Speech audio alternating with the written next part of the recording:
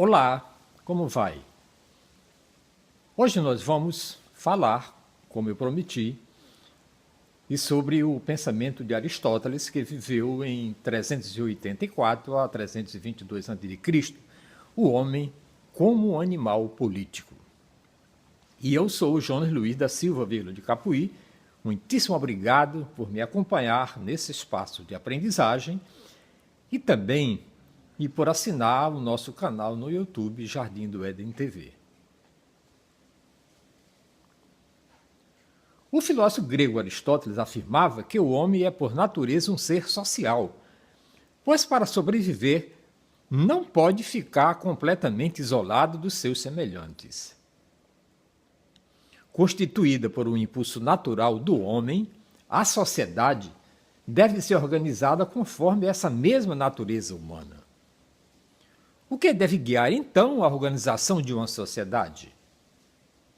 É a busca de um determinado bem correspondente aos anseios dos homens que a organizaram. Para Aristóteles, a organização social adequada à natureza do homem é a polis. Como você sabe, a cidade é a polis.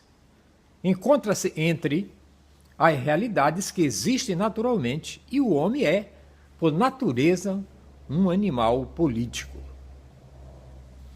A polis grega, portanto, é vista por Aristóteles como um fenômeno natural.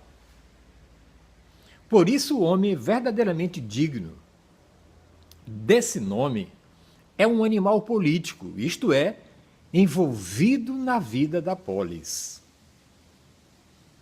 Assim, Aristóteles toma um fenômeno social característico na Grécia como modelo natural de todo o gênero humano.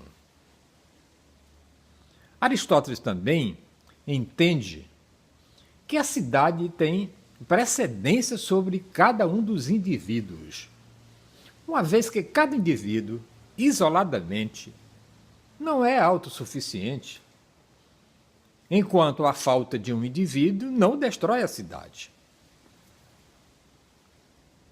Por isso, ele disse: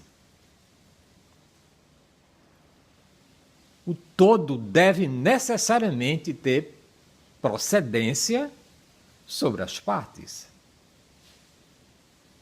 E é por isso que, para Aristóteles, a política é uma continuidade da ética. Ou melhor, a ética é entendida como uma parte da política. A ética se dirige ao bem individual, enquanto a política se dirige ao bem comum. Você não precisa exorcizar a política. Ela é absolutamente necessária para o convívio humano. O historiador francês Gustave Claude, em Cidade Grega, conta que Aristóteles distinguia duas espécies de seres humanos: os que vegetam em tribos amorfas e os selvagens, ou formam imensos rebanhos em monarquias monstruosas. Os que se encontram harmoniosamente associados em cidades, polis. Os primeiros nasceram para ser escravos, para que os últimos pudessem dar-se ao luxo de gozar de um modo mais nobre da vida. Como se vê, Aristóteles admitia que os homens não são naturalmente iguais, pois uns nascem para a escravidão e outros para o domínio. O pensamento aristotélico refletia, dessa maneira, a realidade social encontrada na Grécia Antiga. Era um homem do seu tempo, onde as coisas aconteciam no seu redor. Em Atenas, cidade em que ele viveu e uma das mais importantes do mundo grego, a sociedade estava dividida em 3 grandes grupos sociais. Vejamos cada um deles. Os cidadãos. Eram os homens maiores de 21 anos, nascidos de pai e de mãe atenienses.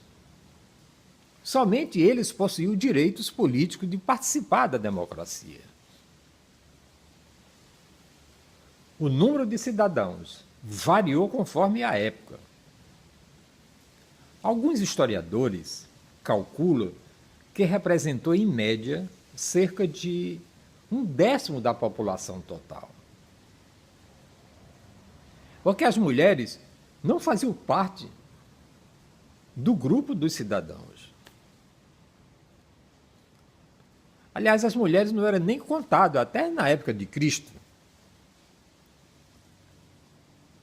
Quando Cristo transformou aqueles pães e peixes e distribuiu para 4.000 pessoas, as mulheres não foram contadas, nem as crianças. 2. Os metecos eram os estrangeiros que habitavam Atenas.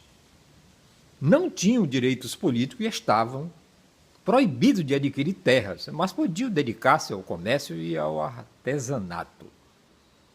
Em geral, pagavam imposto para viver na cidade e, em certas épocas, podiam ser convocados a prestar o serviço militar. Aristóteles viveu em Atenas na condição de meteco, pois sua cidade natal era Estagira, na Macedônia. 3. Os escravos formavam a grande maioria da população e eram considerados propriedade do seu senhor, embora houvesse leis que os protegessem contra maus tratos. Bem diferente dos nossos escravos que vieram para o Brasil.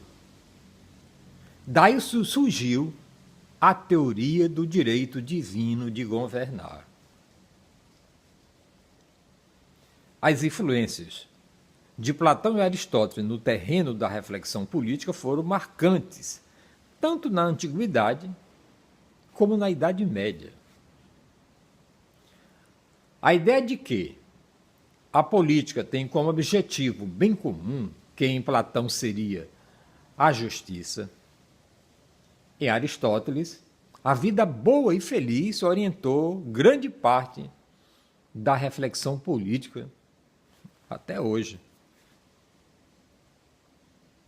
Entre os filósofos antigos, como Cícero e Sêneca, a teoria política privilegiava a formação do bom príncipe, educado de acordo com as virtudes necessárias ao bom desempenho da função administrativa. Embora na prática, essa teoria tenha se revelado muitas vezes catastróficas. Na Idade Média, com o desenvolvimento do cristianismo e o esfacelamento do Império Romano, a Igreja se consolidou, primeiro com um poder extrapolítico. Santo Agostinho, por exemplo, separava a cidade de Deus, a comunidade cristã, da cidade dos homens, a comunidade política. Mas depois, ao longo da Idade Média e, em parte, da Idade Moderna, ocorreu uma aliança entre o poder eclesiástico e o poder político. E como a igreja cristã entendia que todo o poder pertence a Deus, surgiu a ideia de que os governantes seriam representantes de Deus na terra. O rei passou então a ter o direito divino de governar.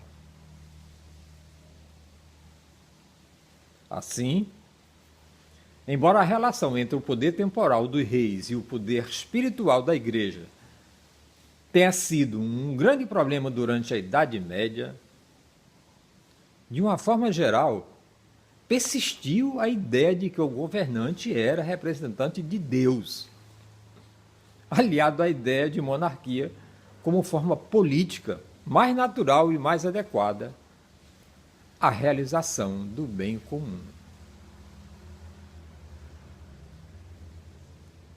Os principais defensores da teoria do direito divino do rei seriam Jean Bodin, cujas ideias nós veremos adiante, e Jacques Bossuet. E aqui eu vou deixar aquela perguntinha para você me responder. E se quiser, pode até me xingar, com os piores nomes que você quiser. Você acha que o presidente Temer, o nosso rei, está adequado como representante de Deus para nos governar?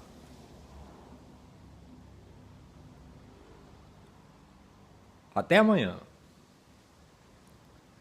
Nós vamos falar sobre Maquiavel, que viveu 1469 a 1527.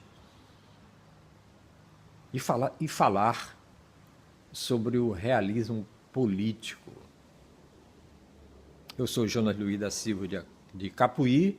Mais uma vez, muitíssimo obrigado por me acompanhar neste espaço e também no YouTube, no nosso canal Jardim do Éden TV. Até a próxima.